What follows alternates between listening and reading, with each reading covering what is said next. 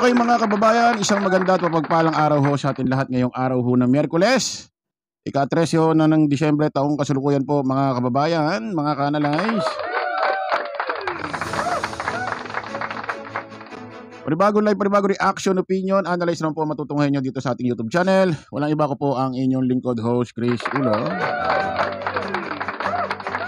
Ay sa mga bagong pasok pa lang ho dito sa ating munting programa, welcome na welcome ho kayo kay Chris Ulo ha. Sa mga kababayan ho nating OFW dyan, saan man panig ho ng mundo, magandang umaga, hapon, gabi sa inyong lahat.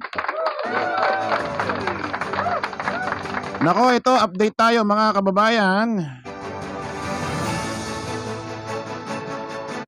Hindi ho maganda ang balita ho ngayong araw na sasalubong sa atin ha.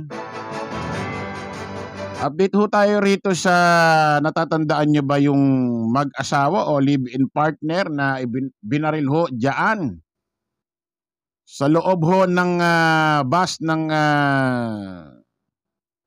ano bang bus yan?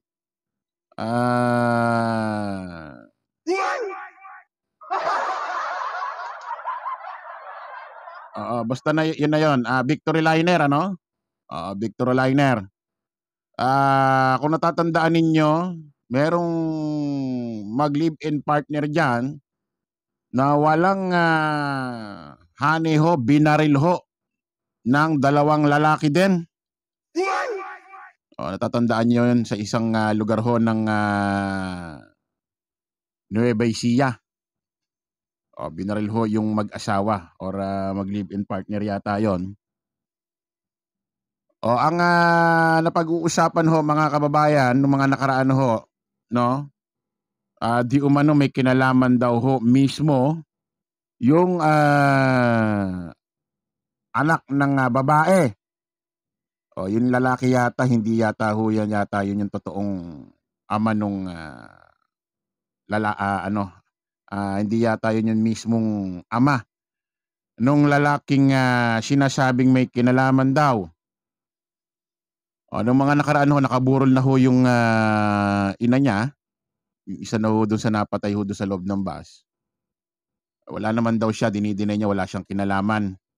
Paano naman daw may kinalaman siya? Yun nga, inaasikaso niya yung lamay or magiging libing ng kanyang ina. At ito hong mismong biktima, yung babae, nung mga nakaraan hong March, ay nagbigay ho ng salaysay. Meron ho siyang video, no? Na ipalabas na diyan na meron siyang sinasabi na kapag kung sakasakali may mangyari siya, may mangyari sa kanya or sabihin na nating may gagawa ho sa kanya ng di maganda, may kabilin-bilinan ho itong babae na kung saan ito hong kanyang anak, kung sakaling may mangyari sa kanya, ay siguro ibig niya sabihin dun baka bigla siyang mamatay or may pumatay sa kanya. Kasi parang nag-iiwan siya ng isang statement na wala raw po pwedeng makuha ng kahit ano itong kanyang anak. Pati dun sa kanilang mga anihan. Meron yatang farm ito or palayan itong babae. Wala raw makukuha kahit ano raw itong kanyang anak. Yun ho'y nakakapagtaka. At ayon ho sa balita, ito raw ina at yung anak humantong na raw ho sa demandahan kasi itong kanyang anak kinasuhan mismo ng kanyang nanay about sa isang kaso na hindi ko lang ho matandaan, pero yung isa ho ayon sa balita, karnaping. So, hindi ho pangkaraniwan yun. Isipin nyo, mag-ina, magdidemandahan yung nanay, ididemanda yung anak ng karnaping at isa pa dun sa isa pang kaso. Nakakulong yata pansamantala itong lalaki pero nakapag-bail. Pero nung mga nakalipas ho yata na buwan, Oktubre ho yata or Nobyembre, nakapag-ayos na sila. Kumbaga na-settle na ho yata yung naging problema nila sa isa't isa. Ito nga. no, bigla na lang sumambulat ho yung balita na kung saan eto hong mag-live-in partner, wala hong habas na pinagbabaril ho dyan ng dalawang tarantado, no? Wala hong habas na binagbabaril ho yung dalawa. O tig-3 beses yata yung pagbaril dun sa lalaki at babae yung mag-live-in partner. Pare-pares yata sa ulo. Kawawa ano. O ito mga kababayan, nako, hindi ho natin alam kung may katotohanan ho ito, ha? Kasi hindi pa naman ho napapatunayan sa korte yan.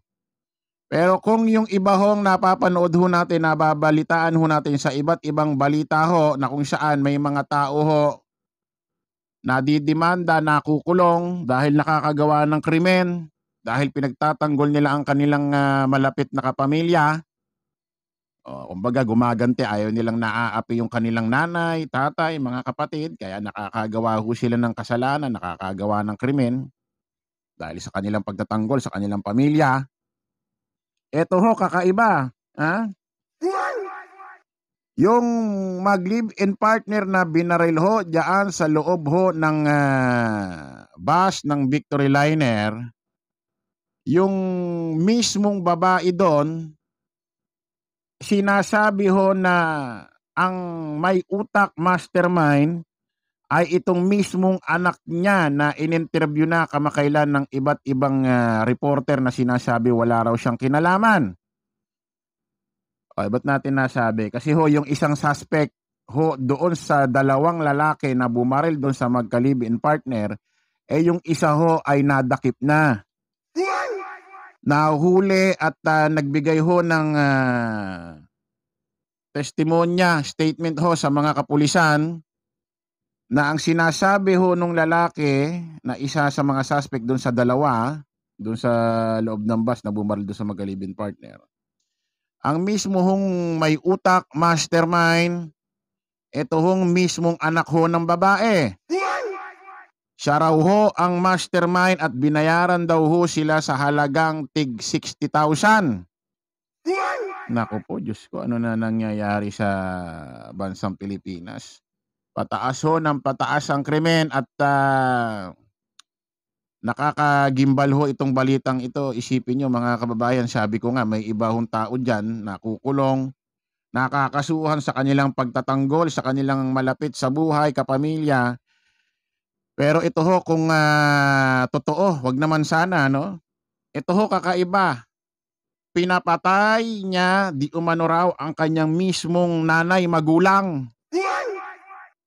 Hindi pa natin alam kung ano mismong kadahilanan nito, kung sakaling totoo anong dahilan. Pakinggan natin to mga kababayan, itong balita na to na kung saan yung isa hong suspect sa pamamaslang ay nadakip na, nahuli na ho ng Philippine National Police. Pakinggan natin, ha. Arestado na po ang isa sa mga suspect sa viral na pamamaril sa loob ng isang bus sa Nueva Ecija. Ang itinuro niyang mastermind sa krimen, ang anak ng isa sa dalawang biktima. At nakatutok si Russell Simorio ng GMA Regional TV 1 North Central Luzon.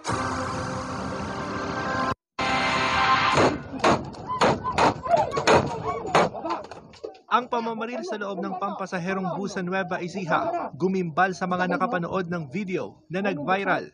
Ang mga biktima, isang babaeng negosyante at kanyang kasamang lalaki, binaril ng dalawang salarin. Matapos ang halos isang buwan, ang isa sa mga gunman hawak na ng pulisya. Kinilala siyang si Alan De Los Santos na ayon sa PNP ay miyembro ng isang gun for hire group. Naaresto siya sa Dilasag, Aurora at na-recover sa kanya ang damit na camouflage na suot niya sa pamamaril. Sa extrajudicial confession ni De Los Santos, itinuro niya ang mismong anak ng babaeng negosyante na nag-utos sa kanilang isagawa ang krimen kapalit ng tig 60,000 pesos. Base sa ating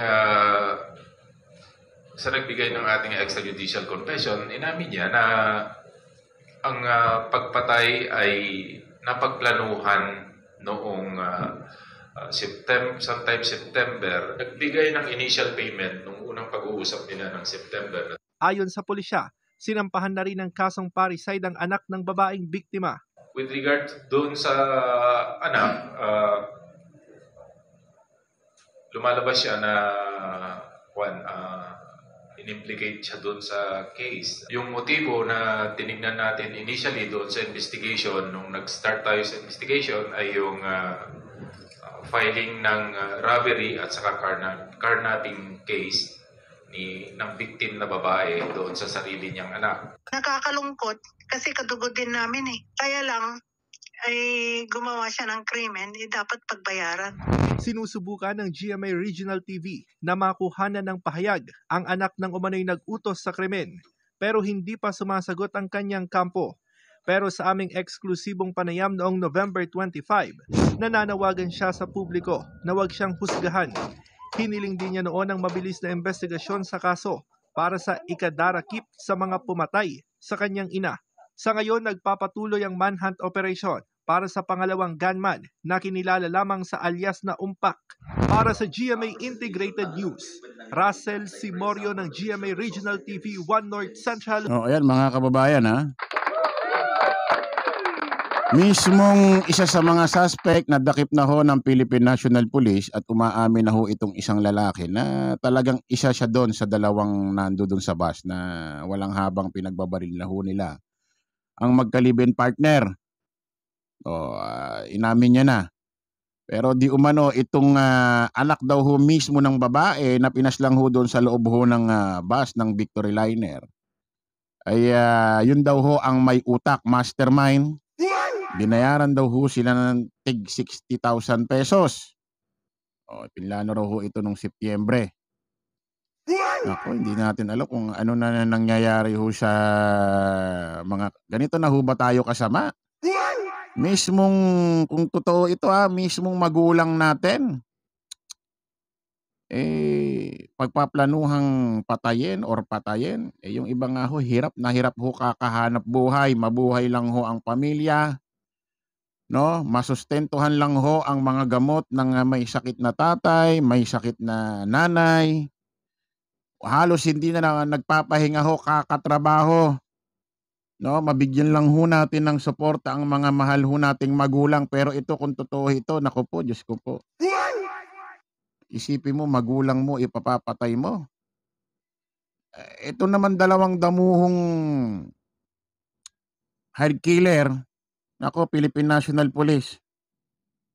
Ako hindi ko naman sa inaano. Kung ako ang arresting officer nito, hindi ko alam kung anong gagawin ko dito sa dalawang taong ito. Ayoko namang sabihin wag nyo na lang buhayin ito at isalvage nyo. Ayoko namang sabihin ganon. Kasi masama naman yon. Meron ako, nasa sa inyo yan. Walang kasi isipin nyo,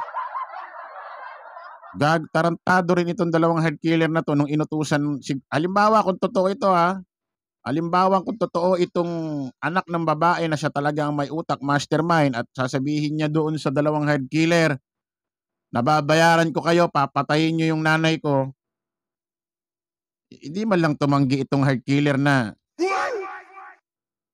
pwede bang ikaw na lang ang patayin namin, wag na yung nanay mo. Kasi kung itong dalawang ito head killer at nasa matino pa rin ang pag-iisip, abay dapat tatanggihan yung ganong klaseng trabaho dahil may mga magulang din ito. Diyos ko po, ganito na ba tayo kasama ngayon? Nakakalungkot ho itong balitang ito kung sakaling totoo mga kababayan. Talagang nakakapag-init ho ng ulo itong balitang ito. Siyempre mga kababayan, may mga magulang din tayo. No, ginagawa ho natin lahat para ho sa magulang natin. Yung iba dyan halos di na nagpapahinga kakatrabaho, no? Sabi ko nga, mabigyan lang ho ng suporta ang magulang, pamilya. Pero ito ho, kung totoo man, isipin mo magulang mo, papapatay mo. Nako, hindi ko alam kung ba't nagkakaganito ng mga tao. Sa'yo po mga kababayan, na lang po muna update dyan sa balitang yan na pinatay ho nung Nobyembre na magka-live-in partner na sinasabi di umano mismo ang sabi ho ng head killer, isa dyan ay ang may utak, mastermind, yung mismong anak na na-interview na ho nung Nobyembre nung ng GMA 7 din na wala raw siyang kinalaman at ito nga inaasikaso niya raw yung libing at lamay ng kanyang mga magulang.